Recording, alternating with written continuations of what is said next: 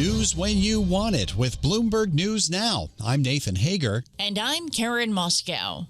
Karen, we begin with progress reported this morning in nuclear talks between the U.S. and Iran. Iran says it had reached a, quote, general agreement on the terms of a potential nuclear deal that would lift sanctions on Tehran and ease the risk of a broader Middle East war. Here's Iran's Foreign Minister Abbas Araghchi.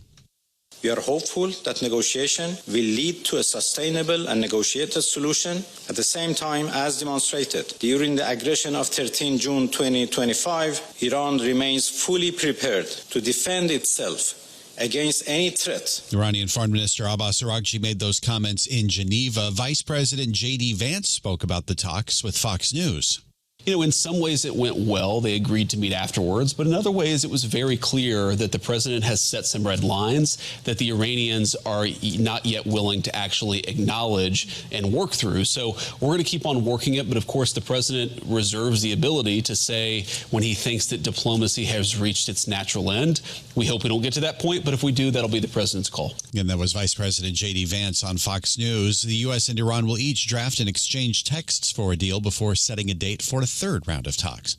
Well, Nathan, also happening in Geneva, Ukraine and Russia will begin a second day of U.S.-brokered talks. Central among the unresolved issues is Russian President Vladimir Putin's demand that Ukraine hand over territory in its eastern Donetsk region that Moscow has failed to conquer in fighting. Karen, Japan plans to invest $36 billion in U.S. oil, gas, and critical mineral projects. It's the first tranche of a $550 billion commitment under Japan's trade agreement with President Trump. The most significant investment is a natural gas facility in Ohio that is expected to generate the power equivalent of 9 nuclear reactors. Bloomberg's Laura Davison has more from Hong Kong.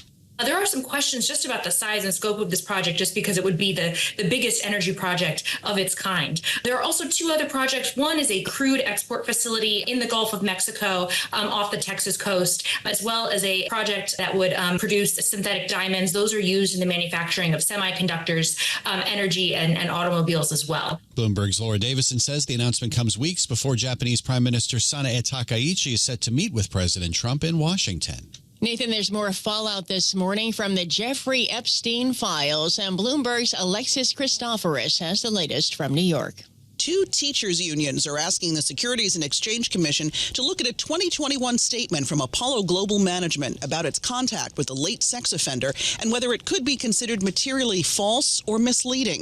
The Justice Department's latest files show Epstein corresponded with Apollo's then CEO Leon Black, its current CEO Mark Rowan, and others in the firm. The American Federation of Teachers says Apollo's statement claims Black never promoted Epstein's services to other senior executives. An Apollo spokesman says no one at the firm other than Black had a personal or business relationship with Epstein. Meanwhile, the House Oversight Committee is set to hear a closed-door deposition today from billionaire Les Wexner. The 88-year-old founder of L Brands has spent years answering for his decades-long relationship with Epstein. Wexner has long denied any knowledge of Epstein's crimes, but his prominent victim, Virginia Guthrie, has claimed Wexner is one of the men Epstein trafficked her to. In New York, Alexis Christoforous, Bloomberg Radio. Okay, Alexis, thank you. Now to the latest in the search for Nancy Guthrie. It's been 18 days since the mother of Today Show host Savannah Guthrie was last seen. Investigators are looking for fresh leads after a glove found near the 84-year-old's home failed to match any DNA profiles in the FBI's database. They're working with the maker of Guthrie's pacemaker to see if they can track her through the device.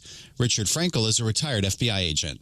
It connects to the Bluetooth within her pacemaker, and if they get a hit on it, well, they can get down to within meters of where that pacemaker might be. But that pacemaker has to be emitting a charge at the same time. It's retired FBI agent Richard Frankel. Investigators are also processing evidence from 2 search warrants from last week, and they're canvassing gun shops with surveillance footage to see if the suspect looks familiar.